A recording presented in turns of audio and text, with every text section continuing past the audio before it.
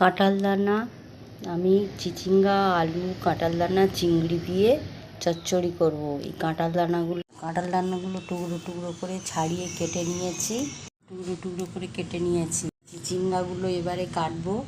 চিচিঙ্গা আঁশগুলো একটু গায়ের থেকে ছাড়িয়ে নেব, নিয়ে চিচিঙ্গাগুলো টুকরো টুকরো করে কাটবো। দেখুন চিচিঙ্গাগুলো বটির গায়ে ঘষে ঘষে এইভাবে চেঁচে নিয়েছি। এবার টুকরো টুকরো করে পিস করব। চিচিঙ্গাগুলো এই টুকরো টুকরো করে কেটে নিয়েছি। আলু কাঁঠাল দানাগুলো একসাথেই কেটে ছাড়িয়ে নিয়ে একসাথে রেখে দিয়েছি। প্রেশার কুকারে একটা সিটি মেরে নেব। কাঁঠাল দানাগুলো শক্ত তো, চিচিঙ্গার সাথে দিলে সিদ্ধ হবে না। আলু আর কাঁঠাল দানা একসাথে প্রেশার কুকারে দিয়ে সিটি দিয়ে দেবো। এখানে আমি মাঝারি সাইজের 3টে পেঁয়াজ কুচিয়ে নিয়েছি, 5টা থেকে 6টা কাঁচা লঙ্কা কুচিয়ে নিয়েছি। এবার কাঁঠাল দানা আলুগুলো প্রেশার কুকারে সিটি মেরে নেব একটা। কাঁঠাল দানা আলুগুলো প্রেশার কুকারে দিয়েছি। এবার সামান্য জল দিলাম, জল দিয়ে প্রেশার কুকারে ঢাকনা বন্ধ করে গ্যাসে বসিয়ে দেব, দিয়ে একটা সিটি মেরে নেব। চিংড়িগুলো আমি লঙ্কার গুঁড়ো, হলুদের গুঁড়ো এবং লবণ মাখিয়ে নেব, নিয়ে কড়াতে তেল দিয়ে চিংড়িগুলো ফার্স্ট ভেজে নেব। হলুদের গুঁড়ো দিলাম 1 চামচ, ঝাল লঙ্কার গুঁড়ো দিলাম 1 চামচ, লবণ দিলাম 1 চামচ। এগুলো সবগুলো চিংড়িতে একসাথে মাখিয়ে নেব, নিয়ে চিংড়িগুলো কড়াতে তেল দিয়ে ভেজে নেব। এখানে কড়া বসিয়ে দিলাম, কড়া গরম হলে এবার তেল দেব, তেল দিয়ে চিংড়িগুলো কড়াতে ভেজে নেব। কড়া গরম হয়ে গিয়েছে, কড়াতে তেল দিয়ে দিয়েছি। এবার চিংড়িগুলো ছেড়ে দেব।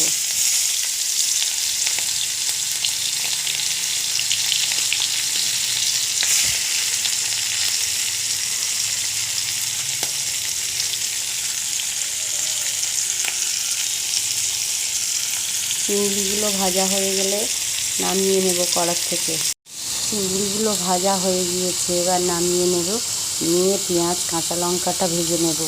চিংড়িগুলো ভাজা হয়ে গিয়েছে, কড়া থেকে নামিয়ে নিয়েছি।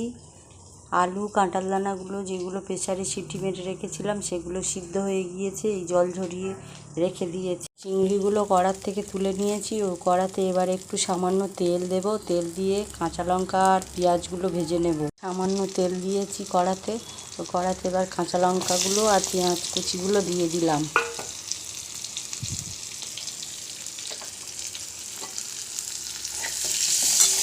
এবার পেঁয়াজগুলো লাল লাল করে একটু ভাজা করে নেব, নিয়ে তারপর যে কাঁঠাল দানা আলু সিদ্ধ করে রেখেছিলাম ওগুলো দেব, তারপর চিচিঙ্গাগুলো দিয়ে দেব।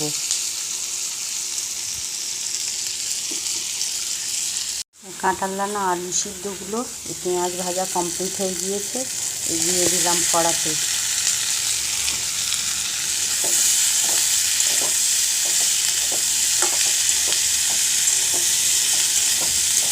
এবার নেড়ে চেড়ে নিয়ে একটু লবণ দেব, দিয়ে চিচিঙ্গাগুলো দিয়ে দেবো কড়াতে। চিচিঙ্গাগুলো কেটে রেখেছিলাম, কেটে ধুয়ে রেখেছি, এবার এগুলো কড়াতে দিয়ে দেব।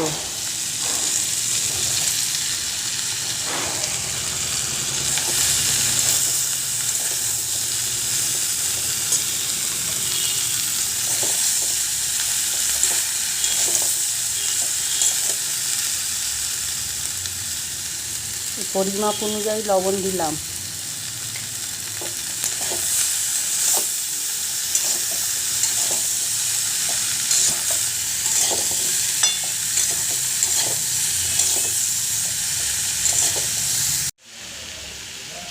পরিমাপ অনুযায়ী হলুদের গুঁড়ো দিলাম।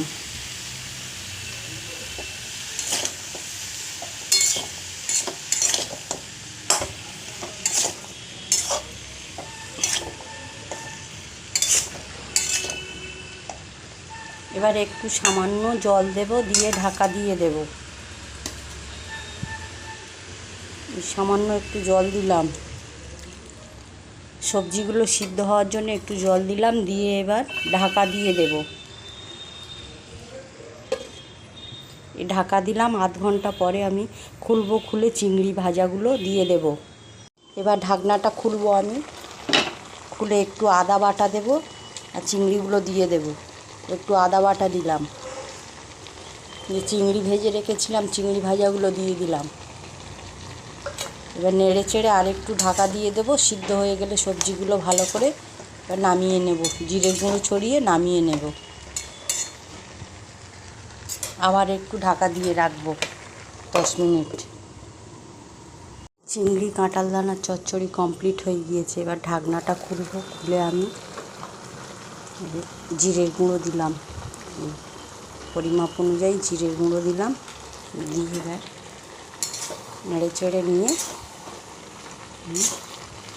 নামিয়ে নেব। দেখুন আমার চচ্চড়ি কমপ্লিট হয়ে গিয়েছে, কাঁঠাল দানা, চিচিঙ্গা, চিংড়ি।